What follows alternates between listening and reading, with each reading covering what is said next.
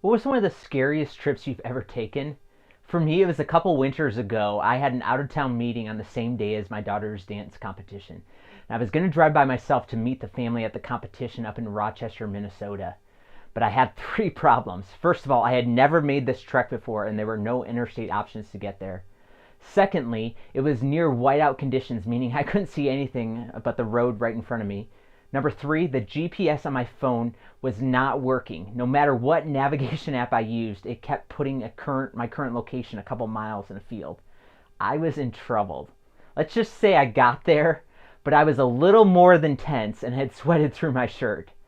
Today we're going to check out a song in the Bible that will be encouraging to you as you may find yourself tense and on edge on the road you find yourself right now. Welcome to Community Church.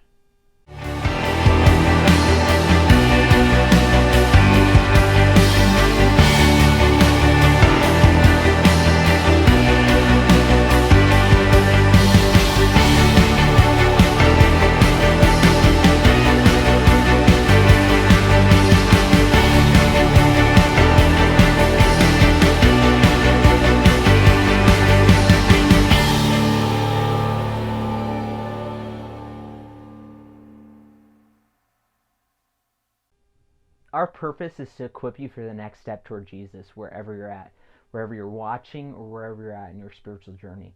Because our purpose is to equip you for the next step, most of our messages end with some next steps to take, like actionable takeaways, things you can do that week to get closer to God.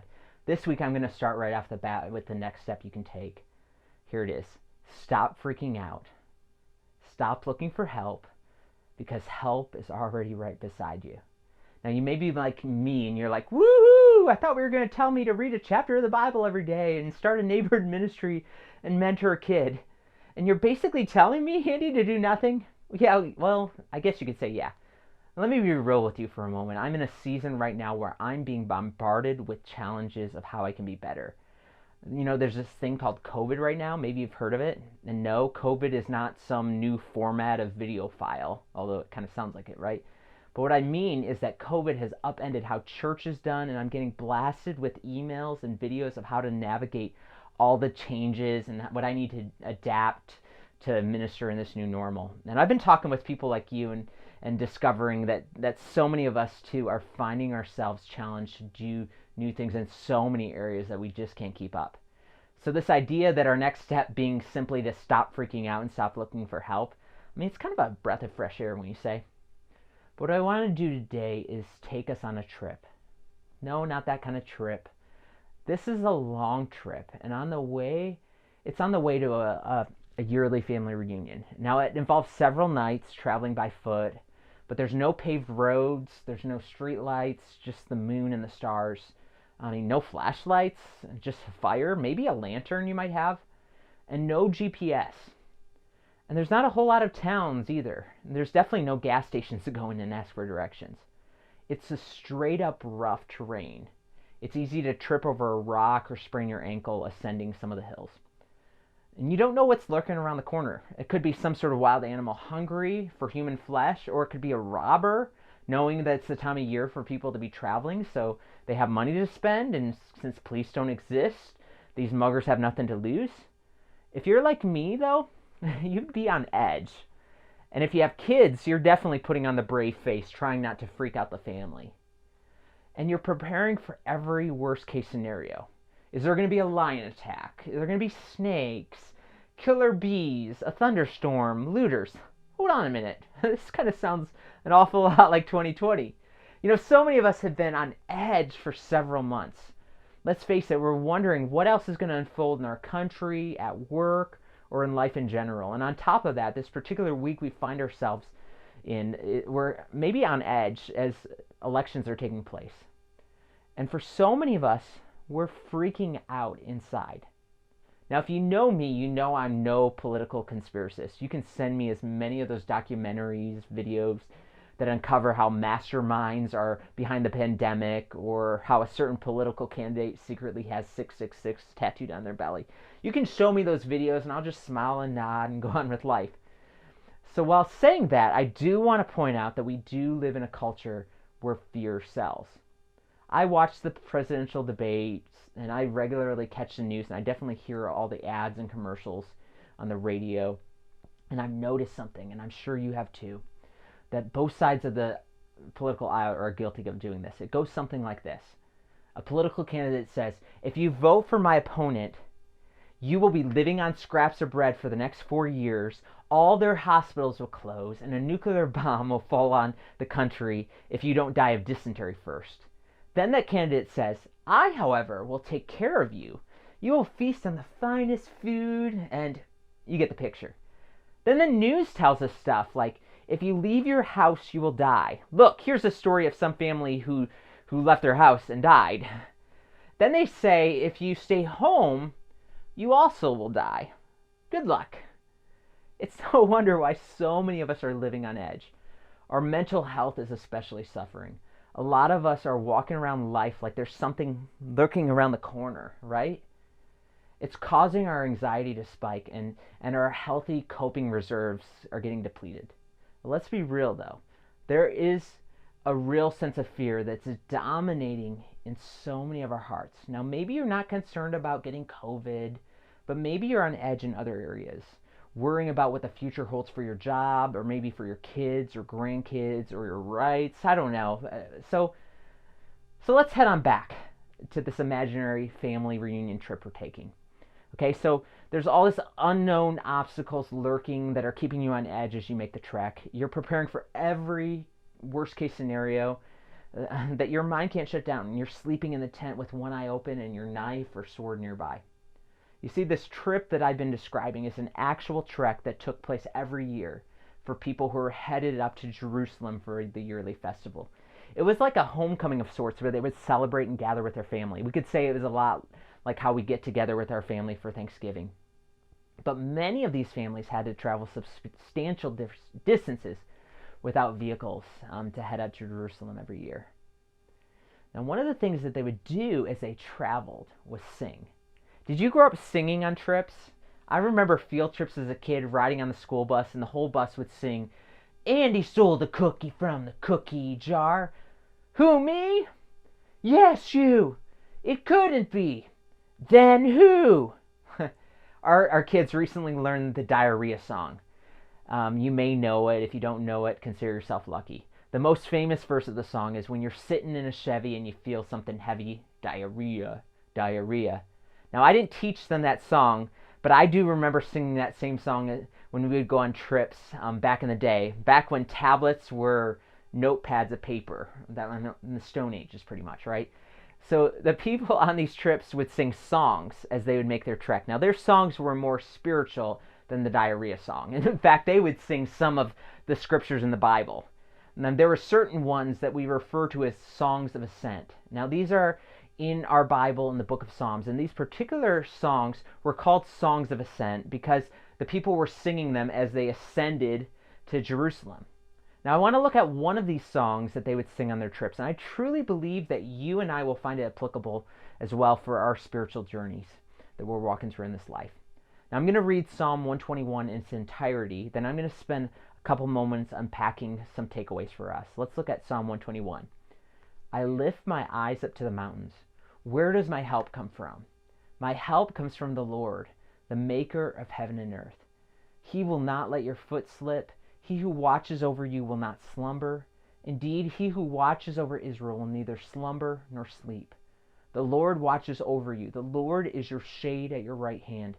The sun will not harm you by day, nor the moon by night. The Lord will keep you from all harm. He will watch over your life. The Lord will watch over your coming and going, both now and forevermore. Again, this song was sung as people made their trip through the wilderness on the way to something that they were anticipating. They were anticipating all the fun and great food that they'd be having when they arrived to Jerusalem. But also mixed with this anticipation was anxiety about the trip itself. You know, the song began, I lift my eyes to the mountains. Where does my help come from? You see, mountains were a symbol of safety, of security. And the song says, I look up to the mountain, but where does my help come from? One of the things when we're journeying through life, with unknowns and unsettledness is that we look for things or institutions that are secure, things that we're familiar with, things that we think can help us. Now, maybe you might be looking to a political savior, somebody to restore order and take swift action and lead us into the unknown. Maybe you're looking for help from the Bush family or our friend Jack Daniels. Or for some of us, we find ourselves mentally preparing ourselves for every worst case scenario because we just don't want to be surprised. Whatever the case, the song raises the question, where does my help come from? Then the song goes on to say, my help comes from the Lord, the maker of heaven and earth. Yeah, the mountains are safe and all those other things I turn to for help and unsettledness, they can be good things. But I'm going to one-up you. My help comes from the Lord, the one who made the mountains, the Creator himself. Then notice what the song goes on to say to describe the Lord. A whopping 6 times in just 8 lines, the song uses the same word, and I'm going to put it in yellow as we read it. Look at these verses. He will not let your foot slip. He who watches over you will not slumber. Indeed, he who watches over Israel will neither slumber nor sleep. The Lord watches over you. The Lord is your shade at your right hand. The sun will not harm you by day, nor the moon by night. The Lord will keep you from all harm. He will watch over your life. The Lord will watch over your coming and going, both now and forevermore. God is the one who will watch over you, who will keep you, who will protect you. As you travel on this journey filled with unknown obstacles and unsettling fears, there is one who will protect you. Okay, so let's review the takeaways I gave you at the offset of this message. First of all, stop freaking out. Secondly, stop looking for help because help is already right beside you. Let's talk about stop freaking out. You know, life is tough, no doubt, and there are a lot of unknowns. But help is available to you. So stop freaking out and stop looking for help. Wait, I thought you said help was available, right? Yes, but stop turning to subpar things to give you security. Psalm 20 verse 7 says, some trust in chariots and some in horses, but we trust in the name of the Lord our God. Stop looking for help. Why? Because God's help is right beside you. Now, this isn't an imaginary friend. This is the Creator himself. He watches over you and protects you. The thing about our God is that he's available 24/7. He doesn't have limited office hours. He doesn't vacation. He definitely doesn't sleep. He's familiar with all the terrain, so familiar because he made it. He won't let your foot slip. He knows the things that might trip you up, and he's there to help you to take the next step. Even more so, he will help you not just on the journey, but on the journey to come. Check out verses 7 and 8. The Lord will keep you from all harm. He will watch over your life. The Lord will watch over your coming and going, both now and forevermore. Derek Kidner points out that this song isn't promising a well-cushioned life, but rather a well-armed one. What I mean is that the resources of the Maker himself are at your disposal to ward off any fear and harm that would want to shake your soul. And the best part of all, he is already beside you. You don't have to summon him because he's already with you. He's better than Jake from State Farm, right? You simply have to acknowledge that he's there and listen. Look at verses 5 and 6. The Lord watches over you. The Lord is your shade at your right hand, meaning he's not behind you or in the distance. He's as close as your right hand. Then the sun will not harm you by day, nor the moon by night. Daytime or nighttime, whatever lurks in the shadows on the journey in this life, God is with you. Do you take a moment and reflect with me? First of all, where do you need to stop freaking out?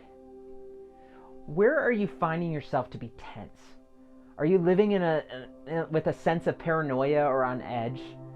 Maybe for some of you, you're playing to the fear narrative and you need to stop freaking out. You need to stop watching what you're watching. And secondly, maybe stop looking for help. No, are there people or substances or institutions that you're overly relying on to get through life?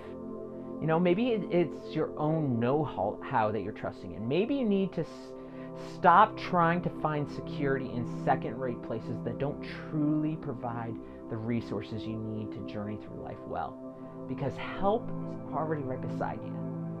In some weird way, I'm guilty of it too. I've forgotten that God's been there all along. Maybe you're not drawing near to Him regularly or listening to His voice, and you simply need to turn to Him to calm your anxieties and your fears. In closing, I want to share a verse a close friend of me, a friend of mine actually sent to me a couple of years ago when I was dealing with anxiety and unknowns in my life. And I have it hanging up in my office where I see it often. It's in Psalm 94, verse 19, where the psalmist says, "In the multitude of anxieties within me, your comforts delight my soul." Would you pray with me? Dear God, I thank you for your close presence in our lives. I thank you so much that you are faithful, and so many of us right now are on edge with the unsettledness in our society, the pandemic lurking, the political unrest. It's so easy for us to live captive to fear as we journey through this life. In the days ahead, God, help us to stop looking for help in subpar places, but to trust fully in you, to rely on your power and strength. Remind us daily that you are right beside us as we journey through this life, that you're providing the resources we need to travel well through life. In Jesus' name, amen. Now, I'm super grateful for the presence of God in this life, and I'm thankful that He also provides people to encourage us along on this journey. And so I want to encourage you, if there's a way that I can pray for you, that I can bring you before God to help you. Maybe you're going through a difficult time in this journey. I encourage you to drop me an email, andy@fayette.church. Until next time, I pray that you would sense the presence of Jesus with you as you take that next step toward Him.